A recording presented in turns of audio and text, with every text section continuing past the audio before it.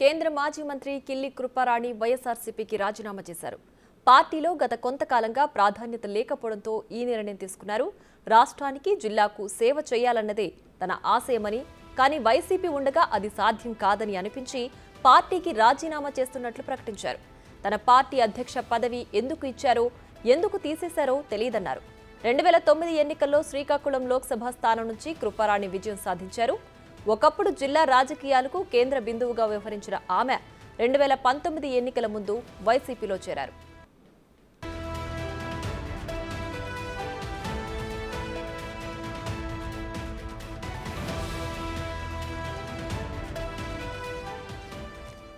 ఇదే అంశానికి సంబంధించి మరింత సమాచారం మా ప్రతినిధి రాము ఫోన్ లైన్ లో అందించడానికి సిద్ధంగా ఉన్నారు. రాము, చెప్పండి, కిల్లి కృపారాణి వైసీపీ పార్టీకి రాజీనామా చేశారు కదా, దీనికి సంబంధించి డీటెయిల్స్ ఏంటి? ఆమెని కిల్లి కృపారాణి కూడా గత కొంతకాలం కూడా అసంతృప్తిగా ఉన్నారు. వైసీపీ పార్టీలోనికి వచ్చినప్పుడే తనకు మంత్రి పదవి ఇస్తామన్నారు, కేంద్ర మంత్రి పదవి ఇస్తారని చెప్పి హామీ ఇచ్చి తీసుకొచ్చారు. కానీ వచ్చిన తర్వాత కనీసం నన్ను పట్టించుకోలేదు. కనీసం చివరికి నేను కనీసం ఒక వాలంటీర్ ఉద్యోగం కూడా ఇప్పించుకోలేని దయనీయ పరిస్థితుల్లో వైసీపీ పార్టీలో ఉన్నానంటూ కూడా ఆమె ఆవేదన వ్యక్తం చేస్తే కన్నీరు పెట్టుకున్నారు. ఈరోజు శ్రీకాకుళం జిల్లాలో ఆమె ప్రెస్ మీట్ ఏర్పాటు చేశారు. గత కొన్నాళ్ళుగా కూడా ఆమె రాజకీయాలకు దూరంగా ఉన్నారు. ఎక్కడికి కూడా ఎవరు ఏ ఒక్క నాయకుడు కూడా పట్టించుకోవట్లేదు. గతంలో కూడా అనేక సార్లు జగన్మోహన్ రెడ్డి కలవడానికి ప్రయత్నం చేసినా కనీసం అసలు పర్మిషన్ కూడా ఇవ్వలేదంటూ కూడా ఆవేదన వ్యక్తం చేస్తారు. నా పుట్టినీళ్ళు మెట్టినీళ్ళు శ్రీకాకుళం, ఇక్కడే నేను ఉంటాను, ఇక్కడే నా ఈ రాజకీయం అంతా చేస్తాను, ఈసారి ఏ పార్టీలోకి వెళ్ళాలని దానికి సంబంధించి కూడా త్వరలోనే నిర్ణయం తీసుకుంటానని కూడా ఆమె స్పష్టం చేయడం జరిగింది. అయితే గత కొన్ని నెలలుగా కూడా ఆమెను సరిగా అధిష్టానం పట్టించుకుంటుంది. ఏ ఒక్కదానికి కూడా ఆమెని ఆహ్వానించట్లేదు.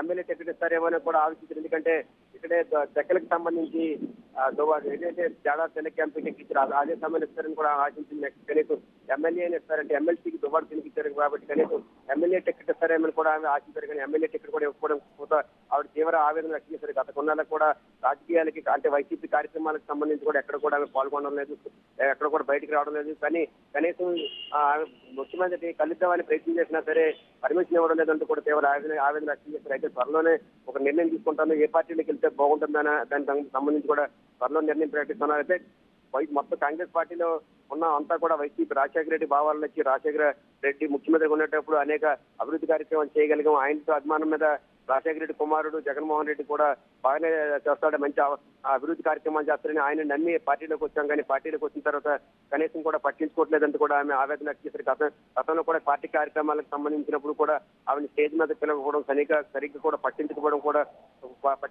పట్ల కూడా ఆమె గతంలో కూడా అనేక కార్యక్రమం బయట నుంచి వచ్చే సందర్భంలో కూడా అనేక కూడా జరిగాయి. అయితే ఇదే నేపథ్యంలో కూడా ఈ మధ్య కాలంలో కూడా టికెట్ ప్రకటించిన సమయంలో కనీసం 3-4 దఫాలుగా కూడా టికెట్ ప్రకటన జరిగింది.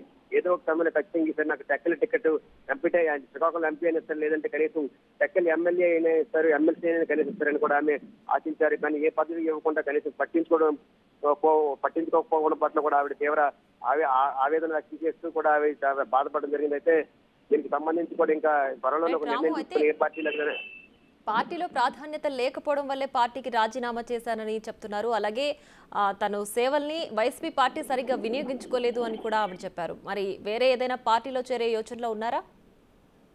ఖచ్చితంగా కూడా నేను ఏ పార్టీలో అంటే నాకు న్యాయం జరిగే పార్టీ, నన్ను గౌరవించే పార్టీలో సంబంధించి ఏదో ఒక పార్టీలో ఖచ్చితంగా చేరుతాను, త్వరలోనే ఆ నిర్ణయం ప్రకటిస్తాను కూడా కిల్లి కృపారాణి స్పష్టం జరిగింది. ఆ చర్చలో కూడా ఆమె కాంగ్రెస్ పార్టీలో ఉన్నప్పుడు కూడా కేంద్ర మంత్రిగా కూడా చేశారు. అనేక పర్యాలు కూడా సుదీర్ఘ రాజకీయ చరిత్ర కూడా ఆమెకి చక్కల నియోజకవర్గంలో కూడా మంచి రాజకీయ చరిత్ర కూడా ఉంది.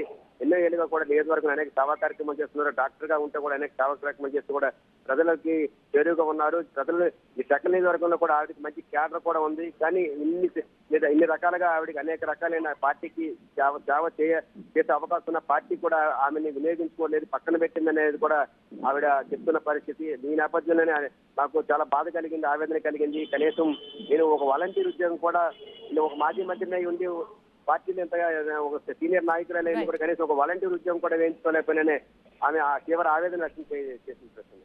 Right Ramu, thanks for the updates.